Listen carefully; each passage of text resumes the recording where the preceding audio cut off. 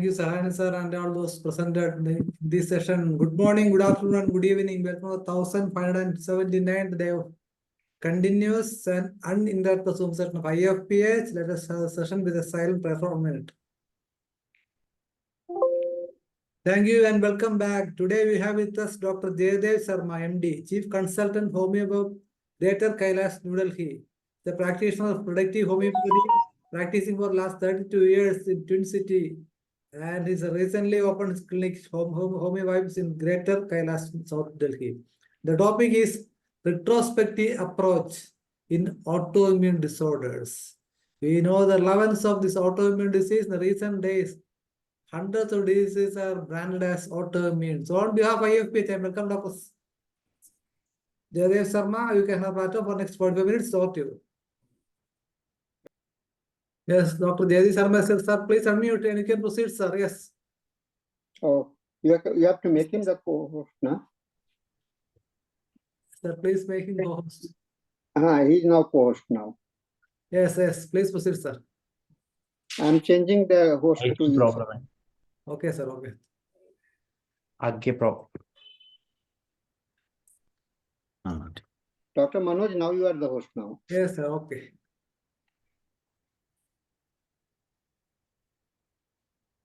Sir, please proceed, sir. JAIDEV SHARMA, sir, please.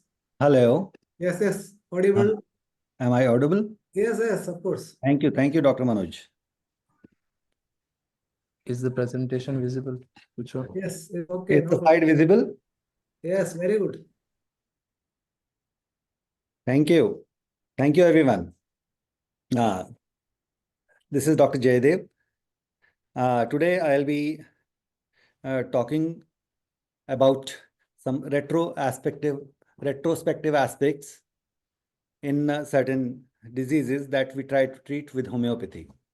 First of all, I would like to pay my tributes to our master, Dr. Samuel Hahnemann, who has given us this wonderful mathematical science of homeopathy with so good and so certain results in all those incurable diseases that now we find curable day in and day out.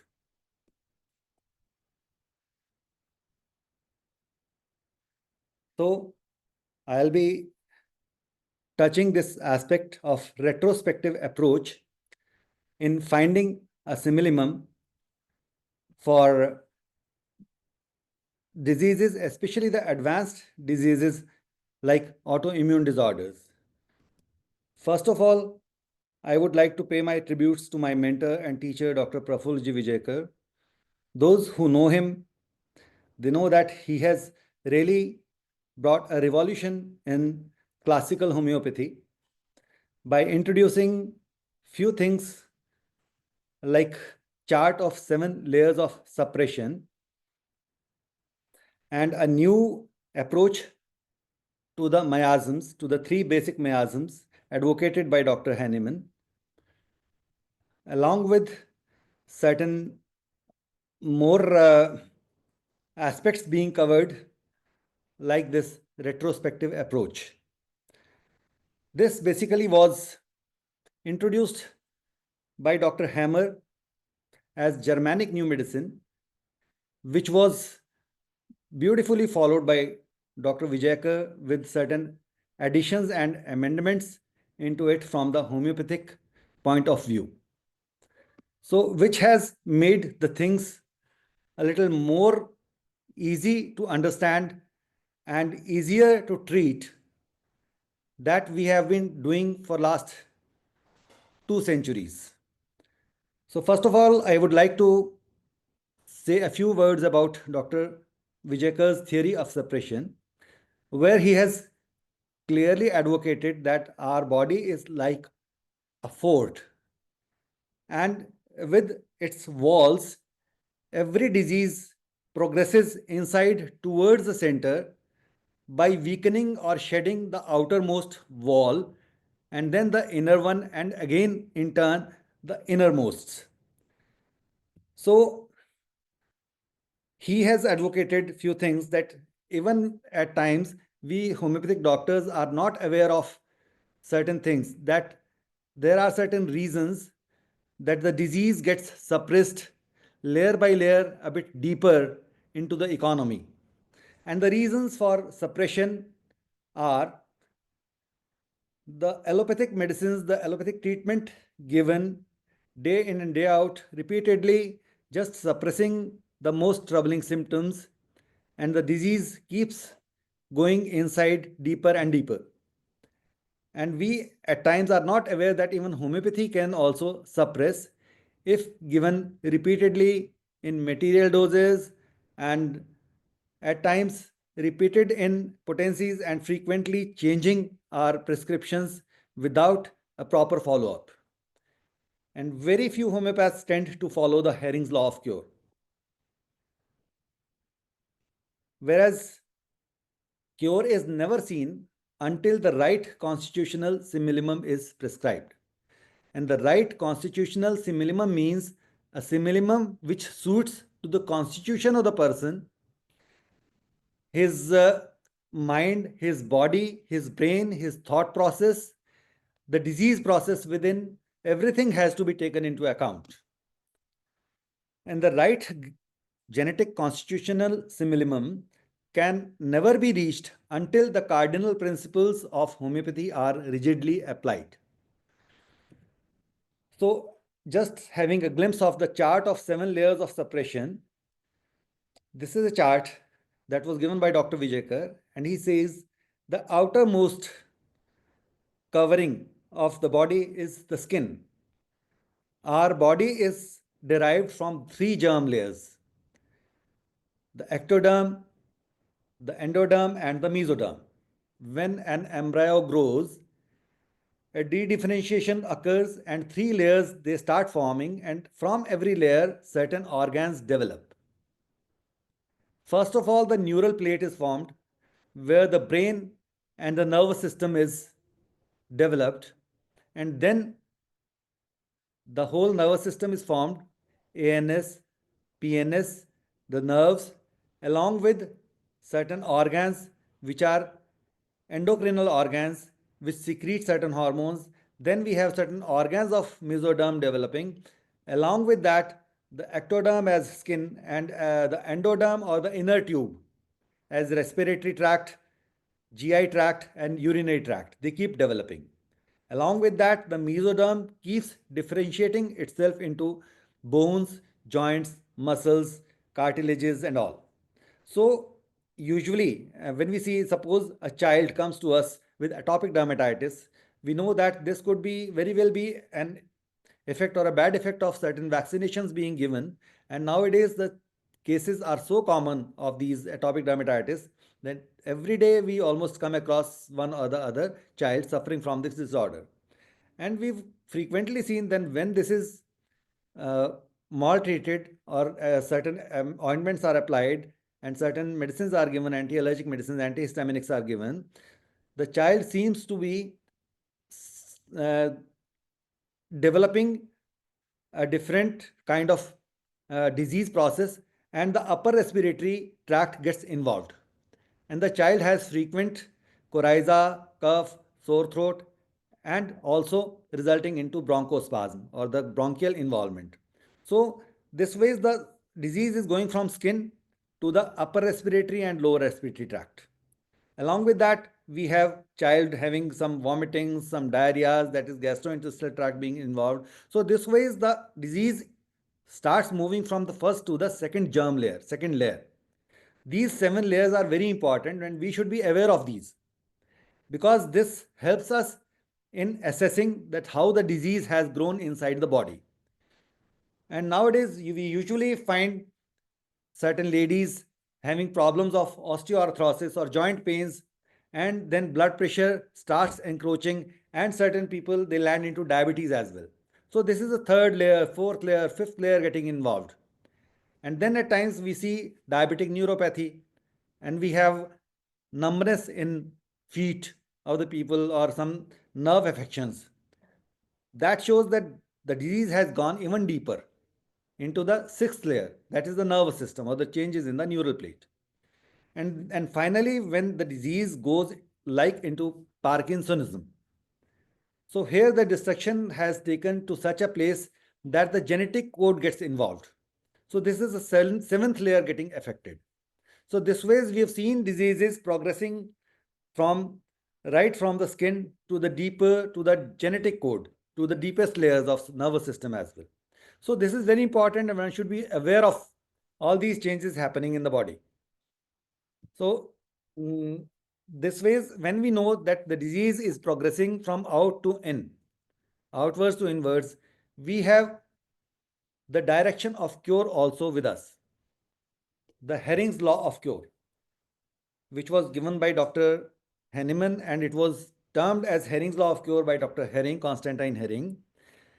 And this shows that the cure should take place from above downwards, from inside outwards, from center to periphery, from more important to less important organs, and in the reverse order of their appearance. To this, another corollary had been added by Dr. Vijayakar, that it should be in the manner of from more destructive miasm to less invasive miasm. That is, from syphilis, the patient should move to psychosis, and from psychosis, he should come back to SORA. And that is the only compass that decides that we are going into the right direction. So this is also supported by Gray's Anatomy, which mentions about morphogenetic gradients. This is given in Gray's Anatomy. We've been taught in our first year of BHMS, the anatomy is taught, and those who've gone through Gray's Anatomy, they've seen that this is given in the introduction in the first chapter of Gray's Anatomy, that body has certain gradients and the growth has to follow these gradients. So we have 5 gradients. The first one is of apical dominance, and the second one is of craniocaudal direction. Apical dominance means brain being the superiormost, which controls everything, which controls the whole body, all the processes. And then we have craniocaudal, that is from head to tail or to toe. Then we have another gradient, which is dorsoventral, that is from back to front. Then we have another one, which is proximodistal, from center to periphery, from medial to lateral. And then we have laterolateral. This is another axis. We have 2 brain hemispheres, cerebral hemispheres, and usually we find that one is dominant over the other. And this decides the side affection. We know from our materia medica that we have certain remedies which are left-sided, and other remedies which are right-sided. We have right-sided remedies like Lycopodium, Silesia, Bryonia, and certain left-sided medicines like lachesis, ferrum, cuprums, argentums, platinas. So these medicines have a predisposition to be affected on one side, and this usually is decided by our genes, by our body development, by our brain dominance. So we have these axes. These are given in Gray's Anatomy, and they support that Herring's law of cure. The first one is apical dominance. The second one is craniocaudal. Third one is dorsoventral. So this shows that everything is covered. If we go back to the previous slide,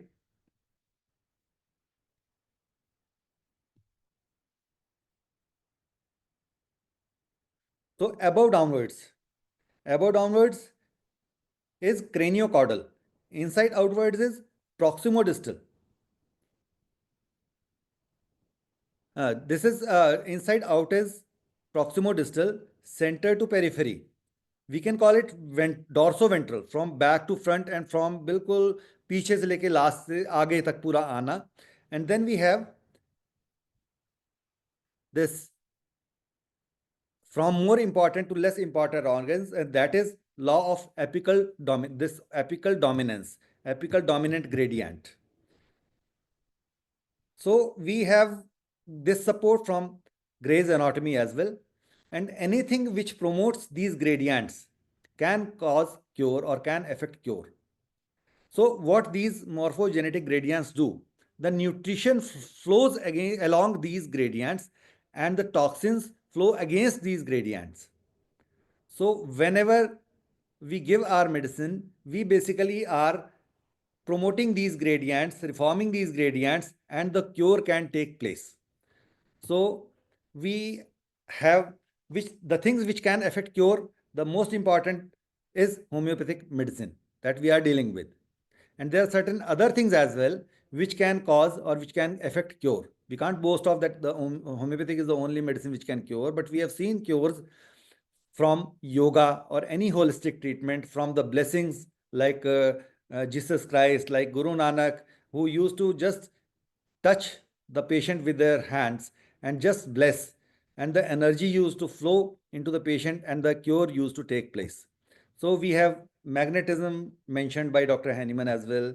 We have certain vibrations. We have mental catharsis. We have seen a patient coming to us telling the whole of his story, his grief, his past, which he has never been able to tell to anyone. And we are the patient listeners. We listen to the whole thing. And then the patient, after telling the whole of his history, says that, Dr. Saab, I am feeling so light after vacating the whole thing, that I am feeling much, much better now. And at times we try to wait and we see in the next visit that without giving any medicine, the patient starts improving. And we've seen at times certain cases that we don't even give a single dose, the patient keeps improving and comes with a beautiful amelioration at times. So this is to be kept into mind. And we have spirituality, we have cosmic forces as well, we have certain energies which can cause cure. So these things are to be taken into account at times. I was talking about the side, and this has been shown by Dr. Hammer that the right-sided affections are there in the body whenever there is some conflict from father, from spouse, that is either husband or wife, from friends, from career, from business, from in-laws, uncle, aunt, cousins, usually which are not that blood relations that you are joint with. Whereas where you have total blood relations, we have left-sided affections like mother, child, siblings, brothers, sisters, home, pets, to whom you are attached from heart. You are deeply or emotionally attached, some pet project. So whenever a person comes to you, like say a female comes to you with a lump in the breast. So if the lump is on the left side, then you have to ask the patient, you have to confirm that there has to be some issue, some conflict with her either mother or siblings or children. Whereas if the lump is on the right side, then you have to see that she may be having some problem with her father, with her husband, with her mother-in-law, with her some other in-law or some cousins. So this is a beautiful mathematics.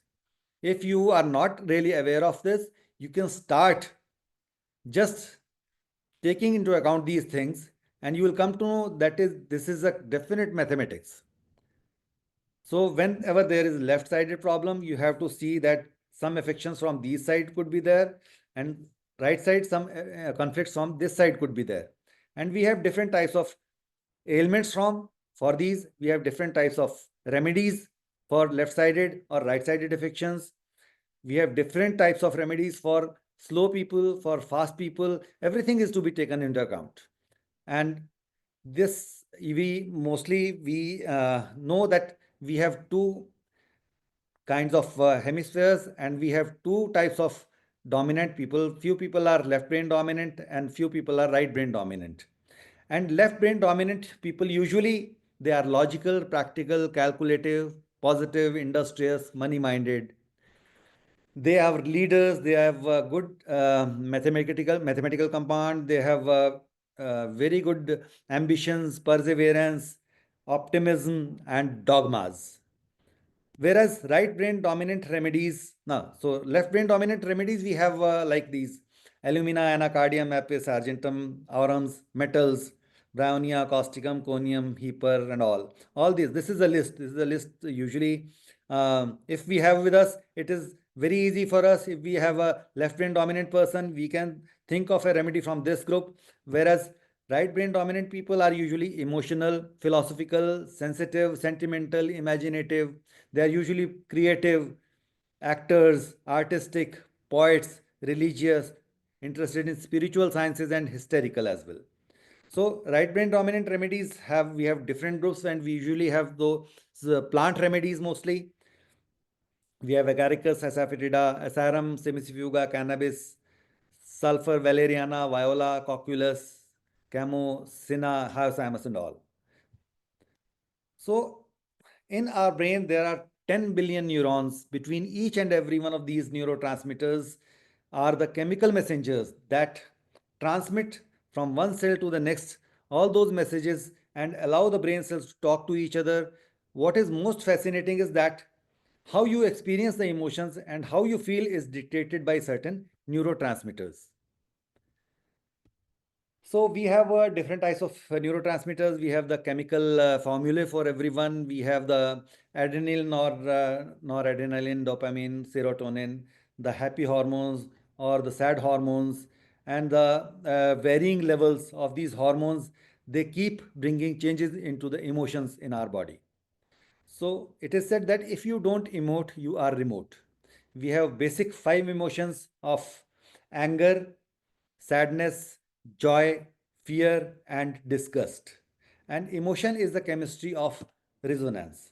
And we know that we have different parts of our brain, and we have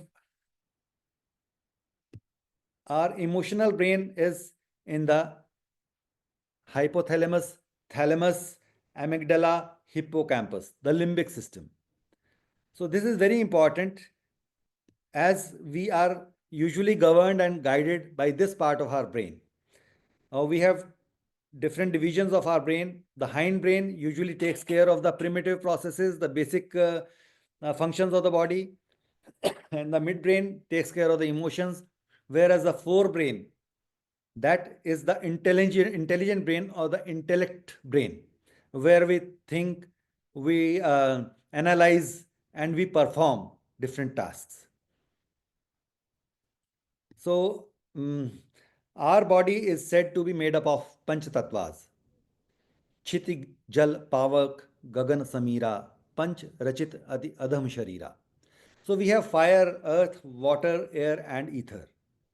And 5 emotions are related to all these panch tattvas. This is very important. Those who are not really well aware of this should take this into account and try to analyze our cases from this point of view as well. The fire is represented by the emotion anger, or the anger has the fire element in it, whereas grief has the earth element in it. The joy or happiness is the water element, and the fear has the air element, whereas the bliss is the ethereal element, Akash. So I would just go a bit into details. The anger is the fire element, that means fire, and anger will always give rise to inflammation.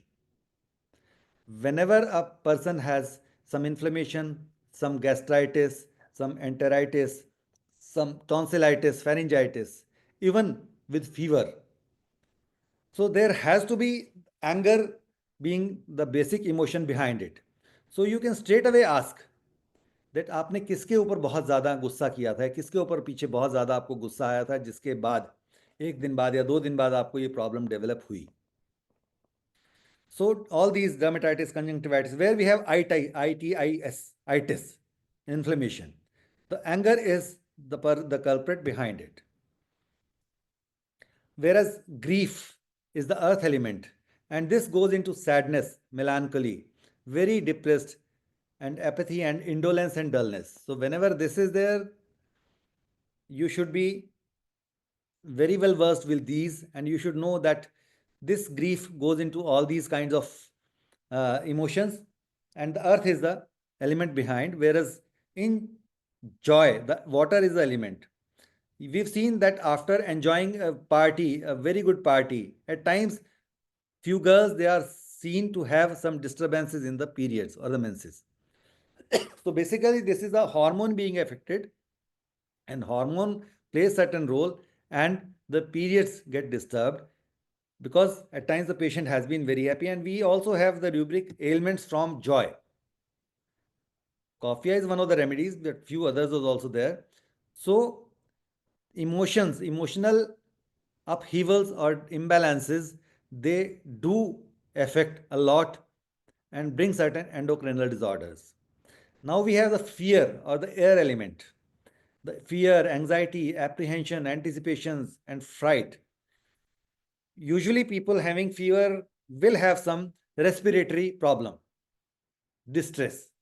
Whenever there is a fear of death, or a person has a very narrow escape from death, will result into a definite affection of lungs.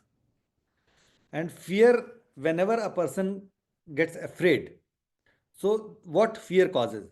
It causes the person to retract. Fear, डर लगा, एकदम से person जो है that retracts himself back, and that causes tightness of the body, and that results into pathologies which have contractures. So fear will cause certain contractures in the body. It will develop more of fibrin. It will synthesize more of elastin, more of fibrin, more of collagen, which causes contractures in the body. Whereas reversely, we have shock. Whenever there is shock, what happened? It causes a relaxation, a total looseness, a total flaccidity. And this will cause a loss of elastin, which will cause a looseness of the organs. So the pathology itself decides that what has been at the base of it. Now, Dr. Hammer has mentioned about certain conflicts. For each and every organ and the disease there within present in that organ, he has ascribed the cause to be a conflict, a certain conflict, a certain perception or the thought process of the person which is causing these kinds of problems. So this is a list of conflicts. There are many others as well, but those who've already worked upon these, who've read this, who've studied this, they are known that these are the self-devaluation conflict causing problem of like joint pains, arthritis, myalgias. Territorial conflict, it causes the urinary bladder problems, urinary problems. Abandonment conflict, it causes the parenchymal problems. Indigestible morsel conflicts causes the digestive disturbances, the acidity issue, gastritis issue, diarrhea issue. Identity conflict, this has certain different kinds of diseases where we have at times genetic disorders, autoimmune disorders. Starvation conflict causes some problems with the liver. Separation conflict has to give rise to certain problems like psoriasis, skin problems. Nest worry conflict, it has to give problems to the in the female as breast problems. Profound loss conflicts causes a problem in the testes, in the ovaries. Morsel conflict has to cause problems in the mouth, in the pharynx. Death fright conflicts causes lung problems, causes lung cancer as well. Wrong direction conflicts, it causes problem of adrenals. So we have definite kinds of conflicts for definite kinds of diseases. Now we talk a bit about immunity, which is the balanced state of having adequate biological defenses to fight with infections, disease, or other unwanted biological invasions. So we have different types of immunities. We have adaptive and innate immunities. We have natural artificial immunities, which is at times we try to acquire by immunization, the vaccines. But disease basically is a disturbance of the biological equilibrium between the organism and the external environments. It is an uncompensated disturbance in homeostasis, or it's a misfired self-regulation. Scientists now talk of genetics, the genomics, and now proteomics have emerged up where they try to tailor the medicine with the genetic setup of the individual or the person. So every disease basically results from a protein disturbance. And what causes the protein disturbance? There are certain factors, and these are also responsible for any disease process which is taking place into the body. And vaccination is one of them. Then we have strong infections where bacteria and viruses enter our body, and when they die, the protein shed inside the body causes lot of disturbances. We have antibiotics again, which cause lot of protein disturbance in our body. We have nutritional deficiencies, we have bites of animals and stings. These all the poisons are protein in nature.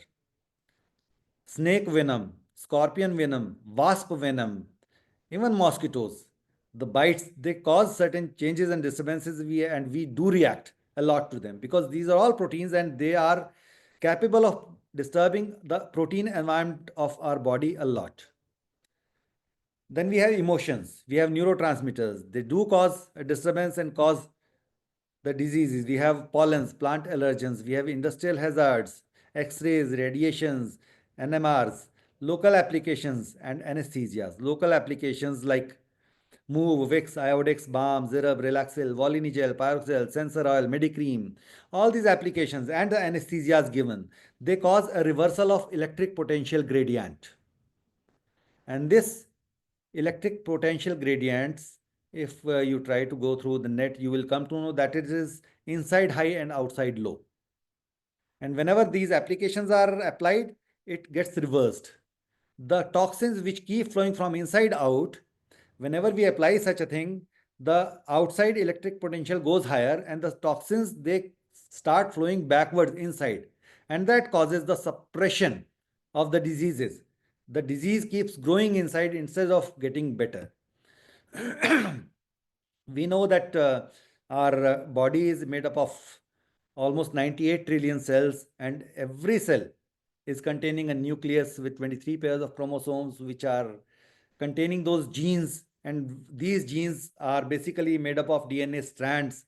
And when we uncoil a human DNA, it is almost 1.8 meters long. This 1.8 meters long DNA strand has each and every code, the genetic code or the genome or the human genome, which is the deciding factor of how we will grow, to what height we will grow, what kind of skin we will have, what type of hair we will have, what kind of complexion we are going to have. Everything is decided by these genes. And epigenetics is basically the study of how your behavior and environment can cause changes that affect the way your genes work. किस environment में हम grow किए हैं, what emotions we have been facing, what kinds of situations we have been dealing with are basically the factors which keep or bring certain changes in our genetic setup, which is called epigenetics. And we have the phenotypes and the genotypes.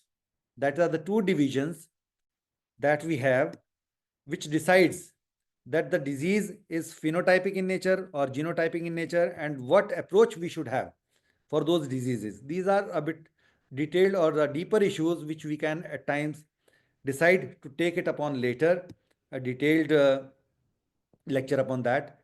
Now we come to the defense mechanism of the body. It is given in Guyton that only 3 kinds of processes are possible in the body as defense processes. It is talking of 3 types of defenses are possible. One is physiological defense. Second is morphological defense, which is again of 2 types. The first being constructive defense, the second being destructive defense. And that's why only 3 types of defenses are possible. And in the same pattern, only 3 kinds of miasms are possible, which Dr. Hahnemann has named as psora, psychosis, and syphilis. So 3 types of defenses, they represent 3 types of miasms. The inflammatory defense basically reflects the psora. All inflammatory disorders, they come into this category. And the constructive defense comes into psychosis. And we have 2 types of constructive defenses. One is dynamic or accumulative, and another is adynamic or proliferative. And same ways, the destructive defense again is corroborating to the miasm syphilis. And we have 2 types of diseases over there.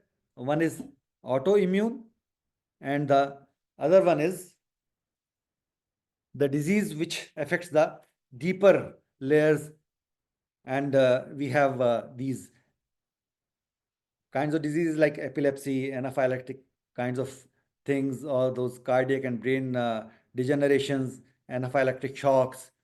So these divisions are very important for us. Whenever a person comes to us, we should come to know, or we should be able to decide upon that which one is the deepest miasm he is having right now, or which one is the most bloomed miasm now. To a syphilitic patient, we cannot have a soric or psychotic approach. To a psychotic patient, we should go with the psychotic symptoms and not by the soric symptoms. In a syphilitic case, we should be able to choose the syphilitic symptoms and not only the psychotic symptoms. So we should be aware of the different kinds of groups of symptoms, which are the soric symptoms, which are the psychotic symptoms, which are the syphilitic symptoms. So mathematics of the pathology, we see that metals usually they go into more destructive, more deep, and more autoimmune type of pathologies. Whereas minerals, they go into accumulative or growth types of pathologies, and plants usually they go more into inflammatory and hormonal types of pathologies. And we know that homeopathy for ages has been useful in managing, treating, and curing different abnormal tissue growths. And there we always have an upper hand as compared to other systems of medicine. We vouch of treating warts, moles, polypi, scars, keloids, exostosis, ganglions, chalazions, lipomas, fibromas, fibroadenomas, neuromas, fibroids, tumors, granulomas. All these things, they come very well into the domain of homeopathy, where other pathies have very less to offer. So, miasmatic understanding of the growth helps us to judicially apply our acumen in treating, controlling, and curing them. Every growth starts as a psychotic growth, as a psychotic defense, and may progress into syphilitic or destructive defense with its complications like menorrhagia, metrorrhagia of fibroids. So I just would like to quote about one example of fibroids, or leiomyoma or fibromyomas. So fibroid uterus basically is a benign tumor of uterus composed of smooth muscles and variable amount of fibrous or connective tissues. And muscles are like walls of a house. The walls are weak, or perception of the lady is that I have failed. I have failed into my duty. So the walls need to be strengthened by growth.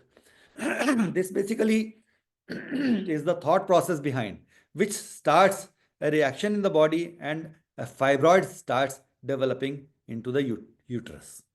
So we have very frequent cases of endometriosis also, which is found to occur in women who have anxiety for the children and the family. And we have a very good medicine like acetic acid for this. This is a motherly or familiar concern. Whenever there is anxiety about children, about their health, the endometriosis is bound to occur in females. So, what is the thought process behind decides upon what kind of pathology the patient or the person is liable to develop. So, even the location of the fibroid can tell us that what is the thought process of the mother. If the fibroid is in the anterior wall, then the conflict has to be about the shelter. Anterior wall basically provides a shelter, a support. And the posterior wall basically gives the nutrition. And whenever there is a posterior wall fibroid, so there has to be some issue with the nutrition of the child or the progeny. And whereas lateral wall, this basically gives the support. So whenever the support to the child is lacking, or the mother is concerned about the support of the child, she is liable to develop a fibroid in the lateral wall of the uterus. Now, position of fibroid in the uterus, whether it is a submucous or it's an intramural or it's a subserosal fibroid, this also can be decided upon by the thought process of the female or the mother. So, submucosal fibroid basically is in the internal lining or the mucosal lining, which produces a lot of mucus. And when a woman feels that everything is not harmonious at home, things or relationships are not smooth at home, she is liable to develop this submucosal fibroid. Whereas the myometrium is the tissue which provides support to the family and children, like walls of building. So whenever there is an intramural fibroid, the perception could be that the female or the mother is not able to support the children. Whereas subserosal fibroid, we have the home or the nest is in danger from outer world. When she is concerned about the security of the child, she is under the perception that there are certain hostile forces which may act against the child, then she is bound to develop this subserosal fibroid. So it's the external most layer. Mother is trying to defend the child from outside. So the danger from outside world is there. It could be mother-in-law, it could be sister-in-law, anyone, anybody who is jealous of them. So these are the different locations of fibroids. We have polycystic ovarian diseases, a very frequently seen problem nowadays in the females, in the children, especially the young girls. So this also is very important.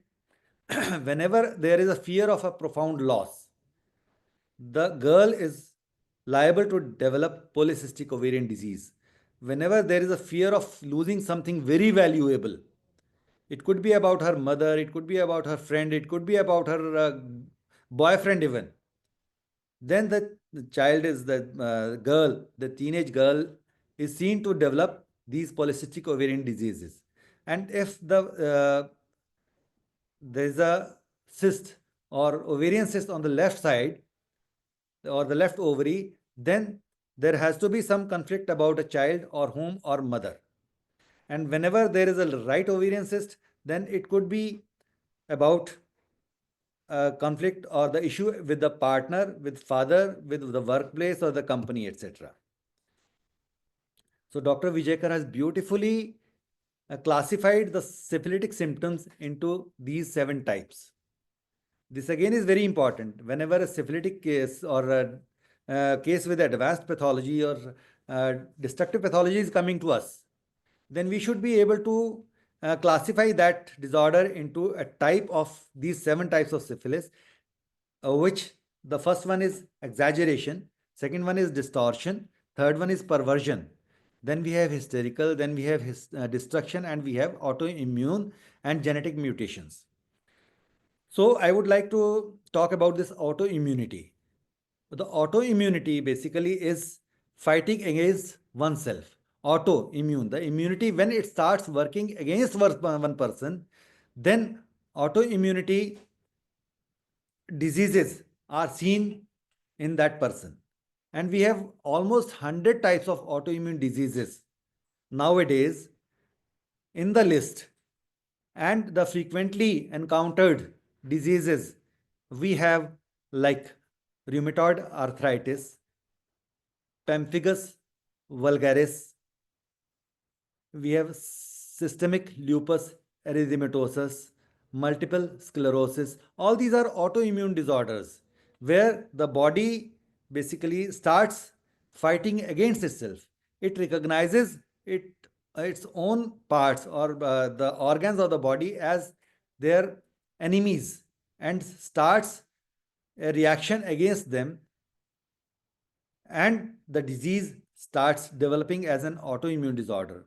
We have ankylosing spondylitis, again an autoimmune disorder.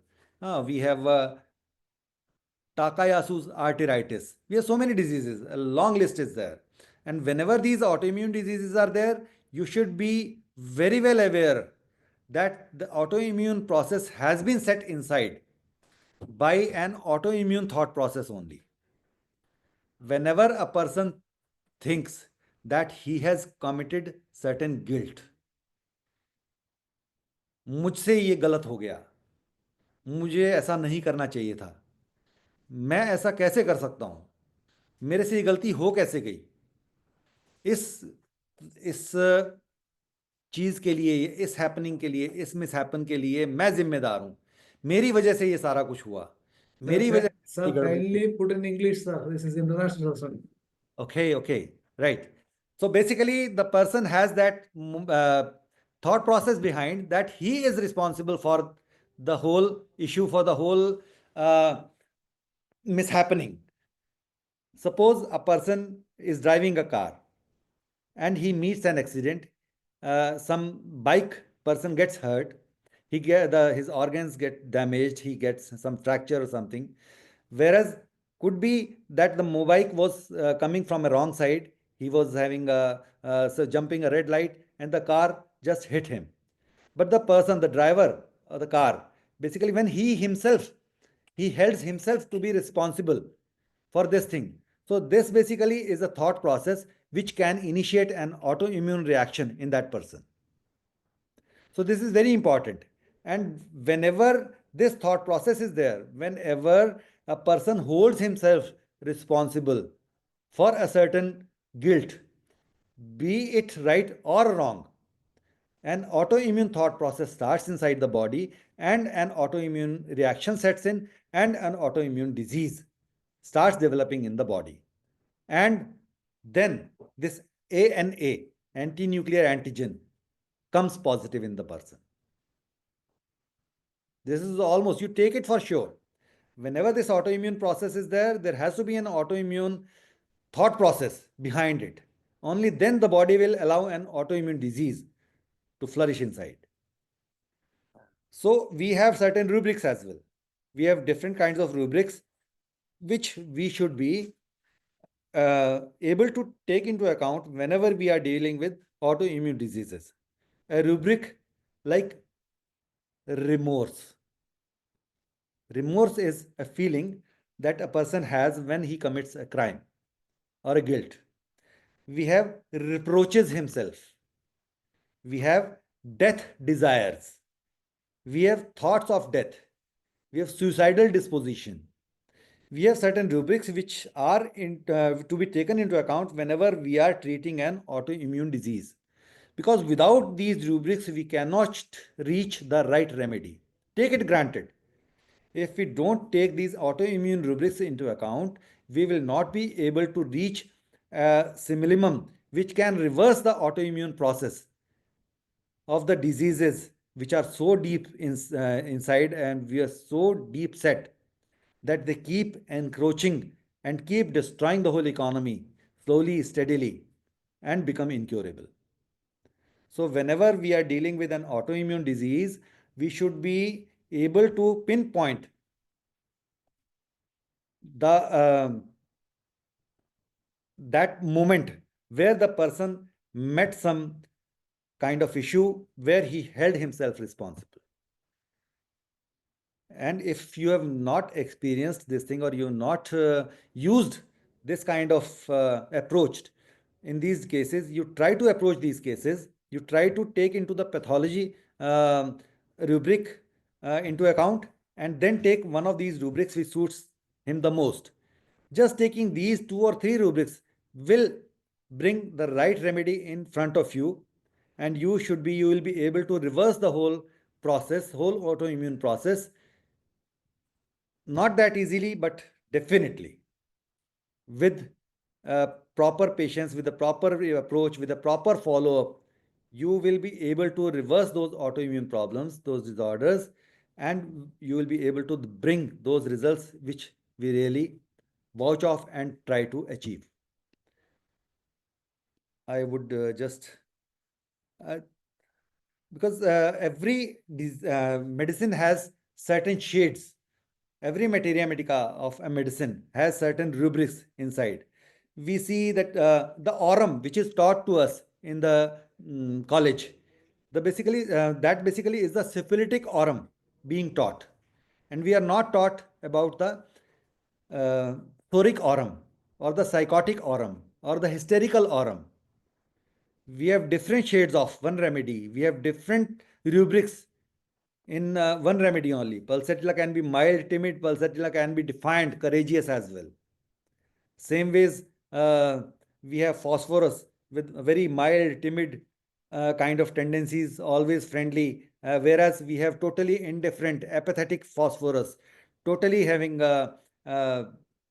what we call as hatred towards humankind, and with a courageous phosphorus. So we have different shades of one medicine, which basically are decided by the miasm behind, the miasmatic approach we have, we can differentiate and prepare a tri-miasmatic materia medica of a medicine as well.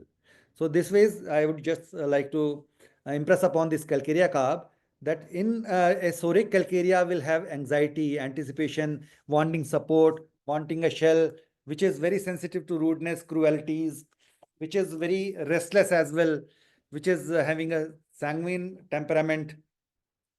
Whereas a psychotic calcarea is absent-minded, having fear of poverty, having accumulative tendencies, wants to accumulate money, wants to be safe in future.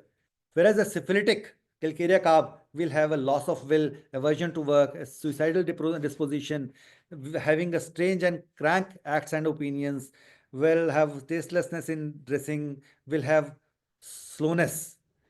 So these basically are the different kinds of shades a medicine will have according to the miasm, which is more blooming at that particular time. We have different types of medicines. We have this medicine Natramur. When we go through this, we have psoric Natramur having irritability, anxiety about business, future, health, having this no support, cannot support this injustice. Whereas the psychotic Natramur will have anger, hatred, poverty, fear of misfortune, fear of poverty. Then he'll have hypochondriasis, will be very fastidious, will be censorious, critical, will have ailments from deceived ambitions, could be boaster, could be squandering money. And whereas a syphilitic Natramur will be rage, will be having anger, will be violent, will have desire to break things, will have hatred, will have revenge, will have some malicious tendencies, will be vindictive, striking, and very passionate. These are the different miasmatic shades or the miasmatic materia medica of these remedies, these medicines. We have almost all those polycrysts having all these features, and we already have a materia medica given by Dr. Vijayakar in this form. Many medicines have been classified into these miasms. So again, coming back to this autoimmune disorders, I was just telling that whenever the person will have an autoimmune thought process, will have an autoimmune disease. And whenever we try to reverse that, this is a syphilitic kind of tendency, autoimmune. Whenever we reverse that, the person starts improving and will come to a psychotic miasm from the syphilitic, and then will go to psoric miasm. So at times in rheumatoid arthritis, whenever there are deformities or destruction, so that will start improving and there will be swelling coming. That basically shows that the person is coming from syphilis to psychosis. Swelling is there. Then we have inflammation and pain coming back into an improving rheumatoid arthritis patient. That basically shows that now the person is coming from syphilis to psychosis, and now it is coming to SORA, and we are sure that the medicine that we have given basically is now restoring the patient from the deeper to the lesser miasm, and now he is on the path of cure. Excuse me, sir, only 5 minutes remaining. Yeah, I'll be winding up, right? So remedies which help in autoimmune processes are the medicines like aurum, carcinosin, phosphorus, arsenicum, the metals, especially the metals, the deep acting metals, cuprum metallicum, ferrums. These are the medicines which are very deep acting, which are helping us in autoimmune process reversal, and which will bring lot of relief and finally cure in these kinds of cases which are known as incurable or deeply advanced pathologies. So I would like to wind up over here, and if there are any questions, I would like to just state that we should be able to pursue our achievable goals, and we should never try to ever give up. And I would, these two are my clinics and my addresses. Those who want to connect me for any difficulty, they're always welcome. They can just give me a call. In homeopathy, sky is the limit. Stick to the basics, make a simple totality, make the best use of repertory. Don't be reluctant to share with your homeopathic fraternity. and evolve with intelligentsia. Thank you. Thanks a lot for the patient listening. Any questions, please? Thank you. Yes, thank you, sir. And you aptly said sky is the limit. So it's the most important thing. We must think and we must act. So only 3 minutes remaining. If anybody would like to participate or ask some questions, you can raise your hand. You mentioned about this constitutional simile, then again there's reasons of suppression. There's working against the Herring's law of cure. That's the most important thing. And also very interesting one is that, in fact, this Herring's guiding this law of cure was originally written by Dr. Samuel Hahnemann. It is modified by Constant Herring. That is another important thing. Yeah. All these things are possible because of the process of protonization. Without protonization, it's not possible. That's the most important thing. Then there is, please repeat autoimmune medicines. That's a question. The medicines are suggested for autoimmune diseases. Yeah. Think aurum, carcinosin, phosphorus, arsenicum, cupromet, furamate. Isn't it, sir? Another metal medicine. Oh, there are lots many. We have cyclamen europeum. We have many medicines like all those trimiasmatic like polycress. They usually they are able to reverse these autoimmune processes. Yes. Especially the metals I was telling. I think it's time to wind up session. May I invite Dr. Sergi from Turkey? Dr. Sergi, are you there? Please express a word of thanks. Yeah. Yeah. Yes, I'm here. Thank you so much, Manoj, and thank you again, IFPH. And it is very, very excellent session and wonderful presentation. And we must learn a lot of things. And at the same time, the Herring's law is very important. And sometimes we forget maybe sometimes, but it is very, very important. Thank you so much and wonderful session. Thank you, doctor. Yes. So it is possible to reverse what the things are not considered to be reversible, but with homeopathy it's possible. So the world it is up to the world, the common man, to utilize the scope of homeopathy for the betterment of their life as well as future. The remark repeat concludes today's edition. Hope you will be back again tomorrow. Till then, goodbye. And Dr. Shaila to continue the program in Malayalam. Thank you.